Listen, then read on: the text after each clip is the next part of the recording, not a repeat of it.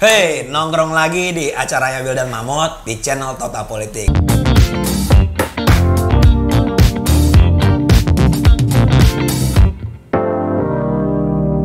Hari ini kita kehadiran tokoh muda. Tokoh muda. Tokoh muda. Semua untuk satu. Semua untuk satu. Iya, namanya semua untuk satu. Iya. Tapi ini bukan iklan ya tadi.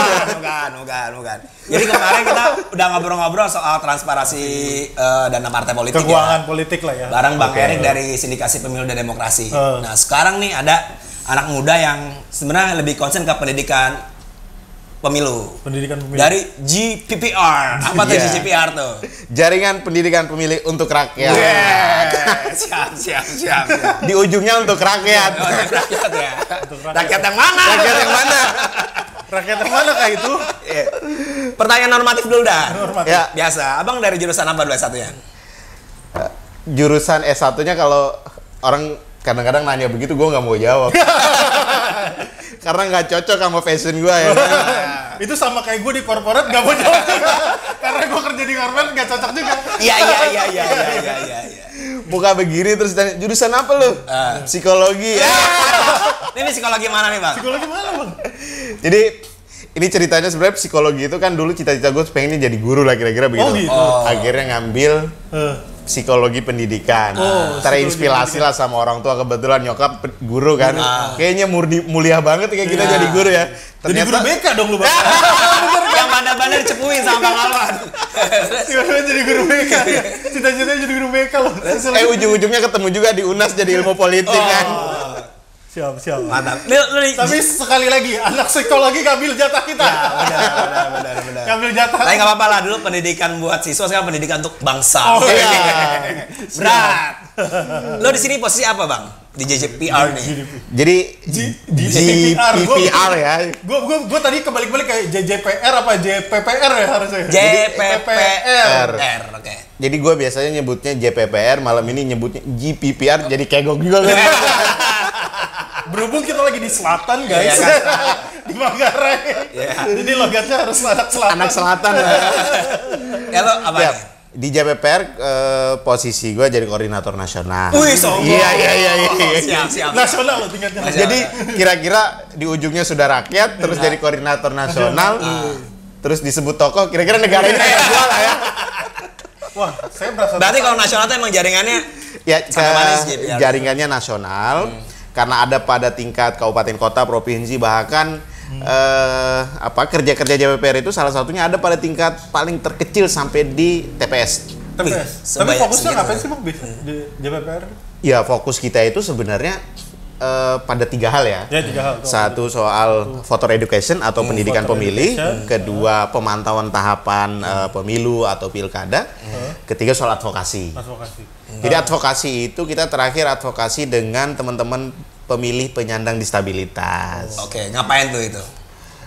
Sebenarnya itu kita mau memberikan kesadaran ke ya mungkin teman-teman di sekeliling kita bahwa disabilitas itu punya hak politik loh. Iya. Pasti. Oke, benar. Tapi Itu. sebelum jauh dulu, ngapain lu nyemplung di sini Bang? Pertanyaan penting. Iya. Lu udah berapa lama berarti? Feeling gua sih karena nggak diterima di korporat.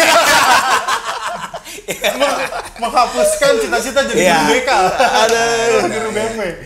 ini cerita kenapa sih harus cemplung ke sini tuh? Menurut gua sih hobi aja sih. Iya. Hobi. Menurut gua sih hobi. Karena sejak S1 sudah berada pada ruang pemilu, demokrasi, dan ya waktunya juga fleksibel kan. Ya kan? Ini kan kayak apa? Kalau bahasa kerennya Wildan dia nyebutnya civil society ya. Iya. Civil society yang kerja kalau ada pemilu aja. Kalau nggak ada pemilu ya udah kerja. Jadi kalau ditanya, lu kerja apa? Kerja musiman. 5 tahun sekali. Tiap ada pilkada sama ada pileg aja. Oke, lo karena hobi terus. Ya, akhirnya ya sudah lama berdiskusi, ketemu dan ya hampir setiap hari lah ngomongin pemilu, demokrasi. Akhirnya di sini. Dan menurut gua anak muda jangan semua berpikir bahwa ya bekerja itu di kantoran gitu loh. Gitu loh maksud gua. Bekerja itu dimanapun bisa bekerja. Iya, betul. Bekerja itu bukan yang penting bulanan. Tetapi ruang-ruang kayak begini nih menurut gua ya kayaknya usia-usia kayak kita atau anak-anak muda teman-teman kita kayaknya tidak lagi diminatin orang. Iya. Iya. Ini berarti keren soalnya Bang kayaknya. Nggak keren gitu.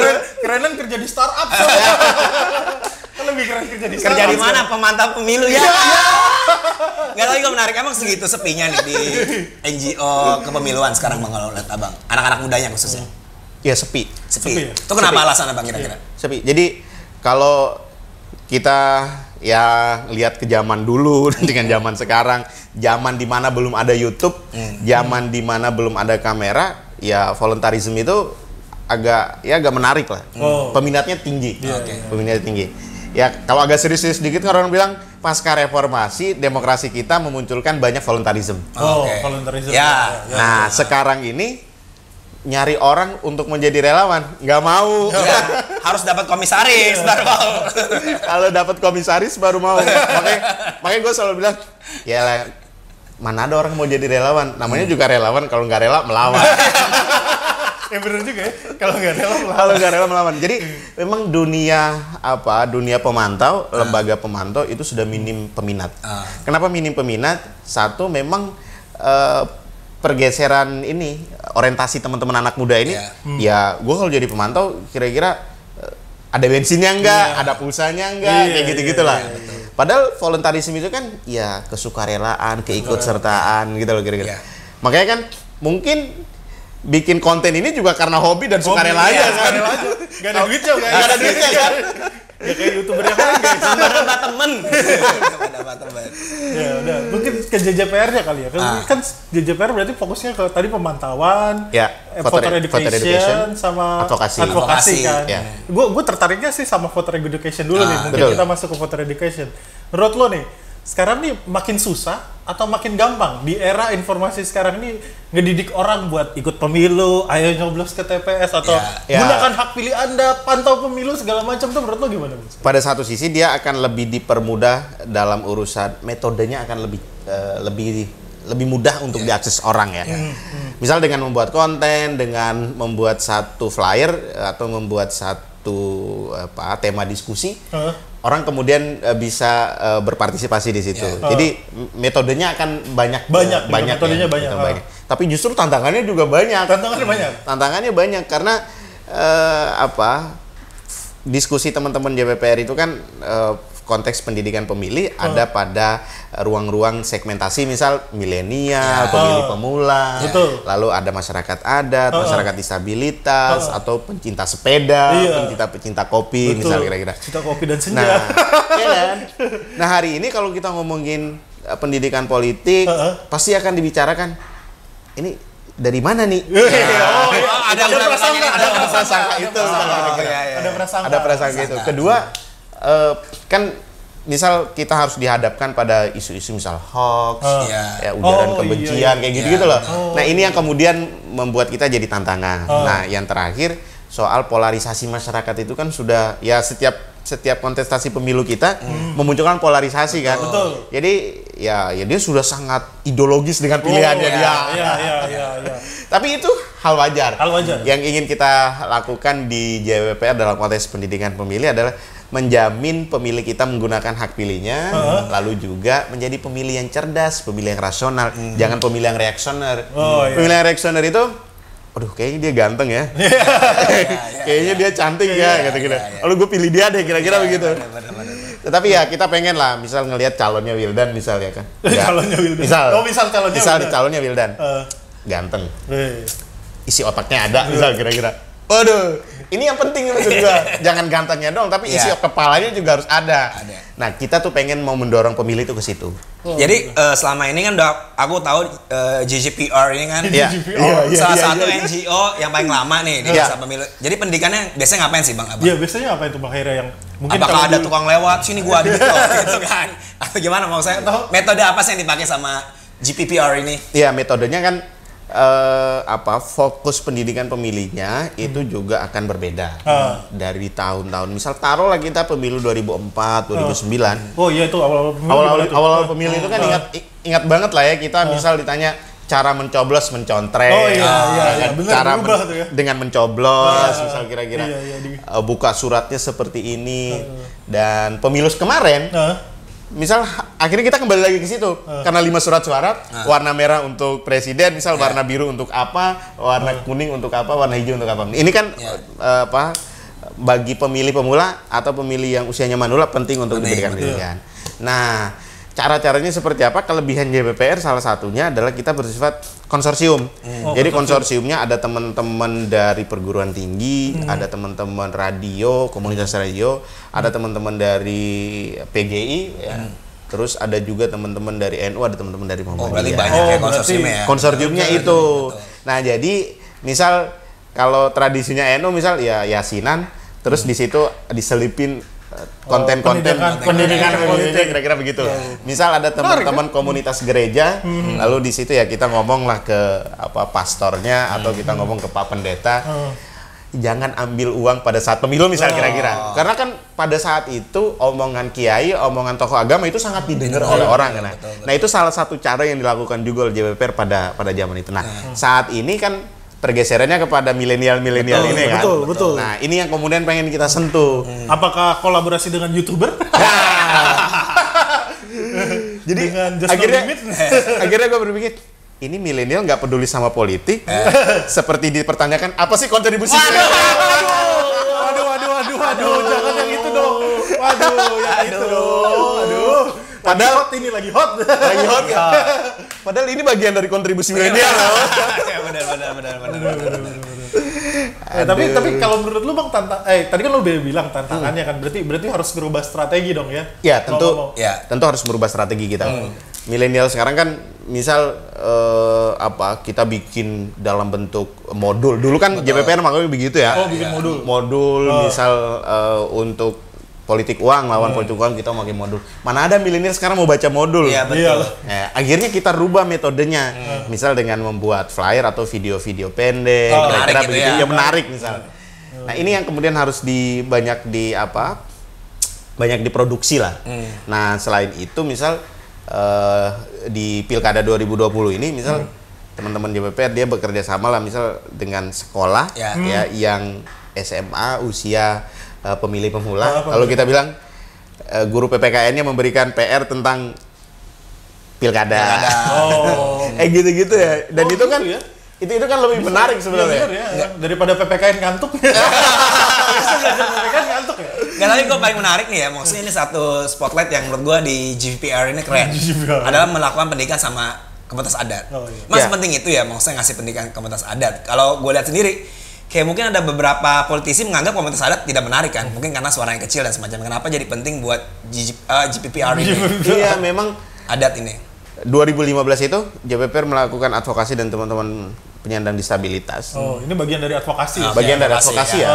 Ini bagian dari advokasi. Ya, seberapa penting sih disabilitas ini misal kira-kira? Ternyata seberapa penting masyarakat adat sih? Kan nggak banyak juga misalnya. Tetapi kita ingin menyadarkan bahwa mereka juga masyarakat Indonesia, mereka juga manusia, mereka punya hak politik. Ada cerita-cerita menarik nggak sih Bang yang akhirnya lu advokasi atau edukasi ke kelompok-kelompok minoritas atau pemilih-pemilih rentan tadi itu? Ada cerita-cerita menarik nggak sih? Memang pada saat itu kan misal disabilitas lah taruhnya, dia tunanetra. Gimana caranya dia mau memilih kalau kondisi TPS kita itu tidak aksesibel? Nggak ramah sama difabel. Surat suaranya ya misal taruhlah KPPS-nya dia nggak tahu cara menggunakan surat suara disabilitas yang template itu, ya otomatis kan ya hak politiknya udah hilang. Tapi disediain kan ya sebenarnya? Iya, mestinya disediain. Disediain. Temuan karena jumlahnya mereka cuma 1, 2, 3. Gitu. Pada akhirnya ya udahlah nggak usah milih lah kira-kira begitu. Jadi akhirnya diabaikan lah ya mereka. Diabaikan. Benar, ya. Itu satu. Nah, kedua, waktu itu kita mau merubah soal pemahaman dan istilah. Pemahaman dan istilah bahwa tidak ada orang gila, tidak ada orang cacat. Nah, pada satu begitu, bahwa tidak ada ciptaan Tuhan ini yang cacat. Mau matanya nggak bisa ngelihat, mau telinganya nggak bisa mendengar, dia sempurna. Betul. Dan dia punya hak politik. Itu akhirnya misal di pemilu 2014 ada di kolom DPT itu di bawah itu menyebutkan pemilih tunanetra, tunadaksa gitu. Nah, nggak ada lagi tulisan pemilih cacat. Oh, nggak ada. Oh, tadinya tuh tulisan sadis banget ya. Ada. Gue baru tahu ini. Iya, jadi kan mestinya harus ada klasifikasi ya. Jadi tunanetra berapa orang, tunadaksa berapa orang, tunarungu berapa orang misal. Jadi kan kedeteksi. Tapi kalau di bawah misal ya pemilih cacat. Tapi tulisannya itu sendiri. Iya, memang waktu itu tidak menggunakan pendekatan istilah pemilih disabilitas kayak gitu. Kan banyakan orang tuh menyebutnya ya ini penyandang cacat. Maksudnya begitu kan. Dan padahal cacat, setiap orang yang difabel itu punya kebutuhan yang beda gitu ya. Jadi kebutuhan yang berbeda. Gak bisa disatuin. Gak bisa disatukan sebenarnya. Nah, itu yang jadi konsentrasi JWP pada 2015, 2017. Nah, tapi itu penting, maksud gue keren banget loh. Iya. Tapi itu. Sekarang maksudnya pemilu 2019 kemarin sudah seinklusif itu. Iya, udah. Ya akhirnya jadi inklusif. Akhirnya TPS-nya juga sudah mulai misal kursi rodanya sudah bisa masuk. Terus tidak lagi dibikin TPS di tempat dataran tinggi yang menyusahkan tunanetra misal kira-kira. Jadi sudah mulai aksesibel lah, sudah mulai inklusif lah dengan kondisi TPS-nya. Dan dorongan kita ya bisa aja pemilih disabilitas atau komunitas disabilitas bisa kan dia menjadi panwas kecamatan ya kan kira-kira dia menjadi KPPS bisa aja selama dia punya kemampuan dan kemauan tentunya dan punya kemauan. Jadi itu salah satu konsentrasi JPPR pada ruang advokasi. Keren ya, berarti benar-benar GPPR nih pengen mengadvokasi kelompok-kelompok minoritas yang mungkin belum terspotlight ya suaranya di publik. Itu keren. Terus masalah pemilih Bang, gue sih sebenarnya sedikit rada bosan gitu ya ketika pengamat atau enggak peneliti gerakan anak muda melihat dinamika politik anak muda di perkotaan. Sebenarnya nih buat masa pilkada ini seberapa antusias gak sih anak-anak muda terkait masalah pilkada ini gitu? Sebenarnya kalau mau kita lihat yang di daerah gitu ya. Di daerah itu anak muda itu punya antusias yang sangat tinggi. Cuman gue kadang-kadang berpikirnya begini. Anak muda ini nggak peduli sama politik, atau jangan-jangan politik menurut mereka berbeda menurut kita nih. Jadi kadang-kadang kan menurut kita ada yang mengatakan misal ya politik itu berpartai. Politik itu ya lu jadi tim kampanye, lu jadi tim sukses dan lain sebagainya. Tetapi banyak juga anak muda di daerah punya cara tersendiri untuk menunjukkan ini lo gue peduli sama politik, ini lo gue peduli sama pilkada misal. Contohnya kayak gimana? Nah, contohnya misal di daerah yang saat ini ada JPPR-nya ya, misal terdekat nih Tangsel, Depok, Cianjur. Nah ini ada JPPR-nya yang memang ada pilkadanya nih. Bandung ada Kabupaten Bandung. Nah itu banyak anak muda yang kalau mau kita lihat di setiap tongkrongan itu ngomonginnya politik. Intinya kalau nongkrong pasti ada pembahasan politik. Pembahasannya politik. Lalu dia misal bikin komunitas tersendiri, lalu dia ngundang tokoh-tokoh di daerah yang misal mau nyalon dan sebagainya, atau simpatisan mau nyalon, ngomonginnya politik. Nah menurut gua, segmentasi ini mestinya harus kita sentuh nih. Jangan sampai dimanfaatkan oleh komoditas politik nih. Soalnya sebenarnya kalau dilihat anak muda di arena media sosial kan banyak tuh sarjana ilmu politik versi Twitter juga. Banyak banget kan akhirnya versi Twitter atau yang mereka sebenarnya kalau gue lihat sebenarnya mereka concern sama politik. Cuma tinggal mengarahkan menurut gua. Mengarahkan ya kan akhirnya. Jadi antusias teman-teman di bawah untuk peduli terhadap politik itu sebenarnya tinggi. Cuman mereka berpikir ya gua peduli sama politik nggak mesti harus jadi tim kampanye dong. Betul.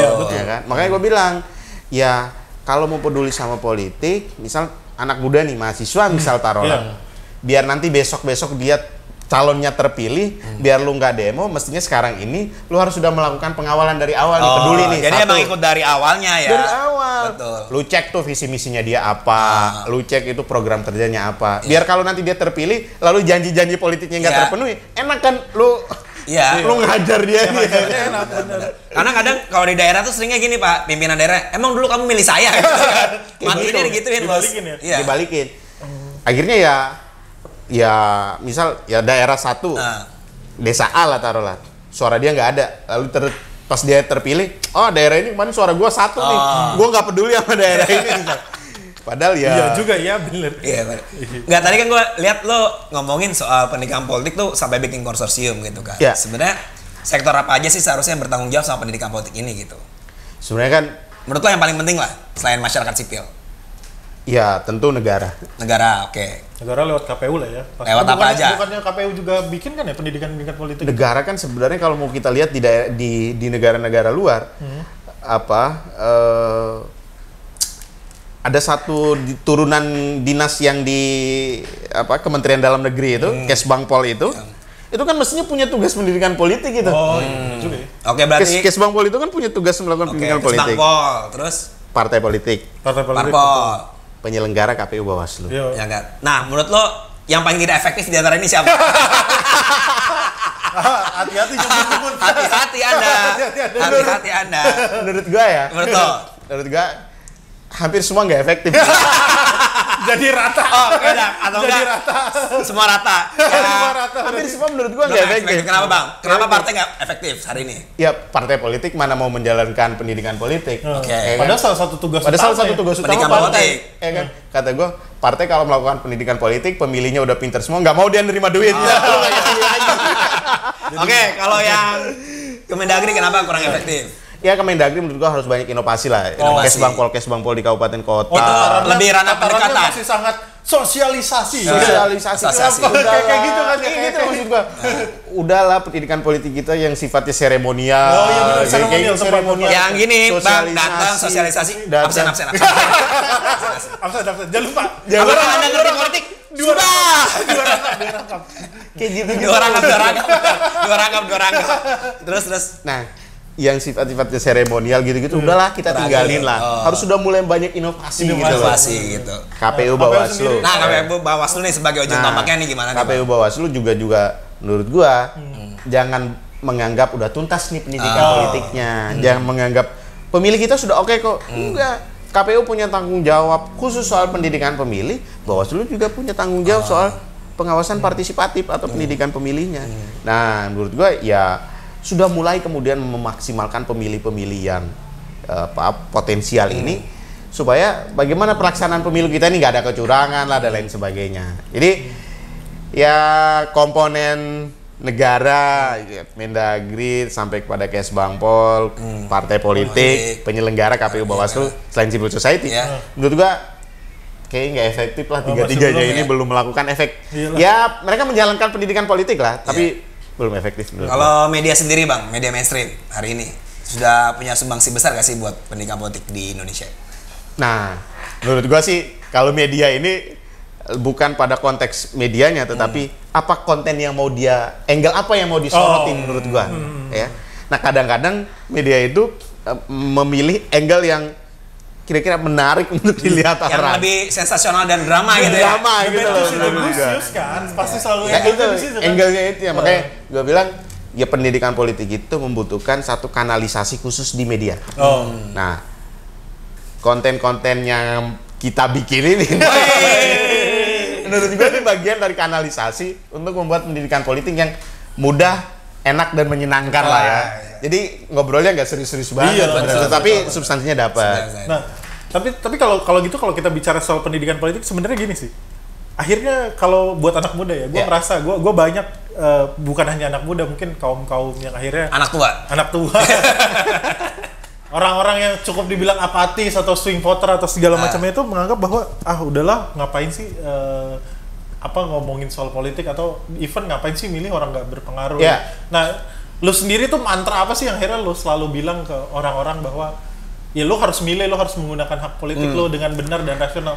Nah, mantra apa alasannya kenapa gua harus milih, kenapa gua harus ikut campur dalam politik gitu misalnya? Iya, kalau kayak begitu kan, misal kalau ngomong-ngomong agak serius ya kan. Serius banget ya pertanyaan gua. Pertanyaan agak serius banget ya kan. Gua kalau lagi sama teman-teman ya lagi diskusi dan lain sebagainya, misal gua bilang ya demokrasi kita ini masih elektoral lah. Masih prosedural. Masih ngurusin luang TPS, masih ngurusin surat suara.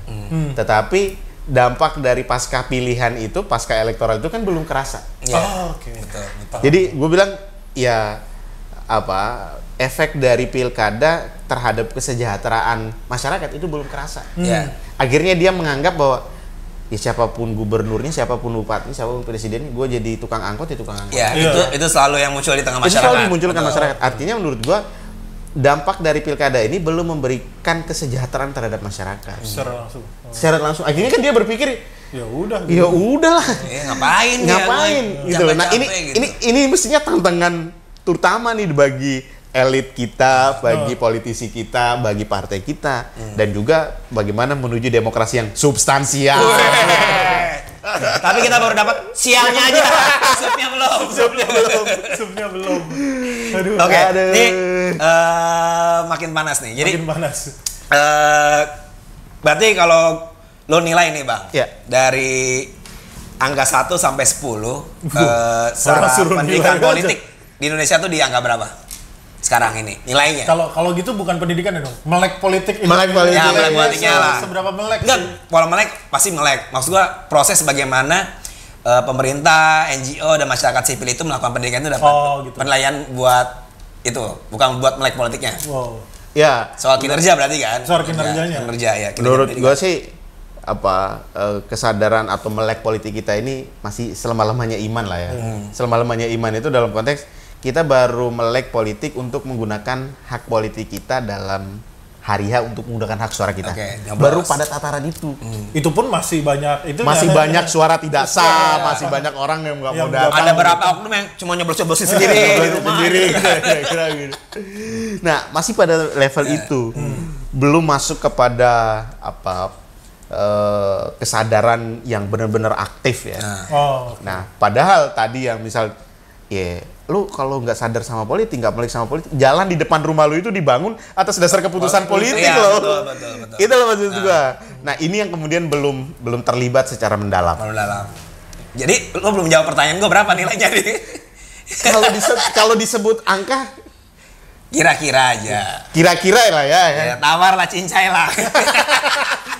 Ini kayak tawar-menawar dosen. Lu mau A apa A plus? Ini kayak di kampus sih. Ya, berapa lah kira-kira? Misal jadi anak muda bisa ada kebayangan gitu. Ya, kalau angka secara umum sih kayaknya agak sulit ya, agak sulit. Karena segmentasinya beda-beda nih. Banyak banget. Kan belum lagi kita membedakan mana keterlibatan, mana mobilisasi. Jawabannya kayak politisi. Baru gue pengen bilang. Jawabannya kayak politisi. Ini gara-gara kebanyakan politisi. Jawabannya kayak politisi. Ya oke, gak apa-apa lah. Namanya juga sarjana ilmu. Oke bang, nih. Masuk belum? Apa? Gue masih ada satu hal yang pengen gue explore. Kan dari 3 itu kita baru bahas 2. Dan satu lagi soal pengawasan. Soal pemantauan tadi ya. Ya, soal pemantauannya tadi. Ya, soal pemantauannya itu. Karena memang kenapa harus ada pemantauan? Kenapa harus ada pemantauan? Konsep dasar teman-teman JPPR itu sebenarnya ya ada state, ada negara, ada civil society. JPPR sebagai bagian dari civil society untuk melakukan proses pemantauan. Nah, karena pada 99, 2014, 2009 itu kan proses pemilu kita itu masih ada kecurangan, masih ada indikasi pelanggaran, kecurangan dan lain sebagainya. Akhirnya memunculkan gagasan JPPR yang disebut di awal tadi soal konsorsium itu melakukan pemantauan. Pemantauan itu pemantauan tahapan. Jadi misal ya kampanye nih, berapa pasangan calon yang melakukan kampanye negatif campaign? Itu dipantau gitu. Kita pantau lah kira-kira begitu. Ada nggak sih aktivitas kampanye yang dilakukan di tempat ibadah misal kira-kira? Kita pantau lah. Nah, hasil pemantauan itu lalu kemudian kita rekomendasikan atau kita laporkan kepada Bawaslu sebagai otoritas lembaga. Akhirnya ke Bawaslu. Ke bawah situ. Berarti emang dari laporan setiap sana. tahapan tuh berarti. Maksudnya mulai dari kampanye, pencoblosan. Ya. Dulu 99 pertama kali JPPR dibentuk itu memang konsentrasi JPPR pertama itu pemantauan hari H. Hari H. Baru hari H aja. Hari H aja pada saat itu ya. Hari H. Nah, selanjutnya hari H sudah selesai, akhirnya kita mulai bergeser. Lalu bergeser udah. Dari hari H ya. Udah. Oke. Ya. Bergeser terus. Nah, kita bergeser dari hari H menuju tahapan-tahapan misal pemutakhiran data pemilih, tahapan kampanye dan lain sebagainya. Jadi makin luas ya. Ya, akhirnya semakin meluas itu. Jadi menurut gua jauh sebelum jauh sebelum Bawaslu ini punya pengawas di tingkat TPS, JPPR ini sudah punya pemantau di tingkat TPS. Iya. Progresif banget. Ya dari 99 coy. Makanya tadi gue bilang dulu volunteer itu masih banyak, masih gampang. Sekarang ya. Tapi dari sisi pengawasan sendiri ya, gue balik lagi pengen nanya, zaman dulu sama zaman sekarang awasinnya tuh lebih gampang atau lebih susah ya? Kita ngomongin konteks pelaksanaan deh. Yeah. Pelaksanaan. Justru lebih mudah ya, lebih mudah dalam konteks memantaunya, karena misal kayak kita punya relawan taruhlah di NTT atau di Maluku misalkan, yang daerah jauh, ya untuk memberikan ini loh objek pemantauan kita ini kan, misal kayak kita diskusi kan susah ya. Nah sekarang ini misal kita cukup email atau kita cukup memberikan formnya atau Google Doc lah ya, yang paling kecil itu ya, Google Form itu ya bisa terakses. Dulu kan mesti sosialisasi ke daerah ya. Sekarang lebih gampang. Agak lebih gampang lah ya, agak lebih gampang. Tetapi kecurangannya juga berkembang. Makin advance juga akhirnya. Makin advance. Makanya gua tuh punya bayangan begini nih. Politik uang ya. Dulu orang nyebut serangan fajar. Oh iya, serangan fajar. Setelah serangan fajar metodenya udah ketahuan. Jadi disebut sebagai pasca bayar, prabayar, kayak gitu-gitu lah ya. Pasca bayar, prabayar. Ya, sebelum nyoblos, sebelum nyoblos gue kasih dulu 50 misalnya. Nanti pas nyoblos dulu. Nah, gue kasih 50. Setelah udah nyoblos baru gue lunasin. Itu dibayarnya pakai GoPay apa OVO? Baru gue mau ngomong itu. Nah, gue bilang jangan-jangan praktek politik uang ke depan besok-besok pakai OVO nih. OVO pakai GoPay, pakai e-money. Udah. Kan modusnya kayak voucher belanja, umroh itu kan udah nih. Gue pikir jangan-jangan besok nih politik uang udah pakai OVO nih kata gue. Ada cashbacknya lagi kan. Dapat cashback lagi. Nah, jadi itu tantangannya sih. Enggak, gue kalau ngeliat lo kan kayak berarti ini ribet banget pemilu. Berarti lo bukan kerja cuma dia 5 tahun sekali kan. Betul. Maksudnya selama 5 tahun itu lo ngapain sih, Bang? Ya 5 tahun itu kan misal ya soal tahapannya tetap dia udah selesai lah. Tetapi kan pendidikan pemilih harus berjalan. Tetap berjalan. Pendidikan pemilih berjalan. Nah kedua ya soal advokasi tadi. Jadi tapi 5 tahun itu ini yang mestinya harus kita melakukan konsentrasi pergeseran kita, bahwa udahlah pemilu kita ini jangan konsentrasi pada tahapannya. Tetapi pasca pemilihannya juga harus kita awasin itu hasil pilihan kita nih. Kemarin lu milih DPR nih ya, kemarin lu milih bupati. Setelah terpilih terus lu nggak awasin kan? Orang bilang kedaulatan ada di tangan rakyat. Tapi menarik sih, berarti emang kalau pemantauan pemilih itu nggak cuma pas lagi proses tahapan, tapi sesudahnya itu. Pendidikan politiknya juga. Pendidikan politik harus benar-benar berlanjut gitu. Berlanjut. Nah kita ini kan kayak jadi demam sepak bola ya, kayak demam Piala Dunia. Kayak demam kan Piala Dunia itu 2 tahun sekali apa 4 tahun sekali ya kan? Udah mau Piala Dunia baru heboh. Beli kos bolanya, beli ini. Sekarang kan juga begini, udah mau pemilu heboh. Wih, si A nyalon, si B nyalon. Jadi kayak masyarakat itu menurut gua dibodohkan dengan hal-hal begitu, dengan cara-cara begitu. Terus dibikin euforia lah, dikasih baju, jalan dangdutan gitu. Jadi ya padahal kita ini punya kekuatan besar loh masyarakat ini. Jangan mau dibodohkan dengan hal-hal begitu. Mestinya 5 tahun kemarin lu udah ngapain aja. Kayak gitu-gitu loh. Giliran mau 2 bulan mau pemilihan baru lu datengin. Mesin partai mau bekerja baru lu jalan ke rumah-rumah. Sosok ngasih pendidikan bla bla bla gitu ya. Iya kan? Makanya kemarin pas pandemi itu masih inget nggak sih pada saat orang bagi masker kan ada pertanyaan, mana calon yang lu pilih kemarin bagi-bagi masker enggak? Bagi-bagi maskernya. Tapi kok nanya nih Bang, enggak kan masalah pandemi ini benar-benar bikin kaget semua lah menurut gua sama partai politik. Bahkan gua sampai ngomong-ngomong beberapa orang lah yang sekarang mah kampanye nggak penting. Yang penting sembako sama duitnya. Ini bener gak Bang di pandemi ini akan terlalu ganas gitu soal ini? Karena kan mau kampanye nggak boleh ngumpulin orang, macam-macam gitu. Apa yang harus kita lakukan buat masyarakat dan apakah memang benar akan makin menggila nih masa pandemi, money politik, e-politik atau cashback politik? Cashback politik aja. Yang jelas kita semua mengalami resesi ekonomi lah ya. Semua orang akan mengalami resesi ekonomi. Ya bantuan sosial itu kan yang jadi menurut gue jadi kurang ajar ya menurut gue. Jadi brengsek nih. Iya, betul. Benar.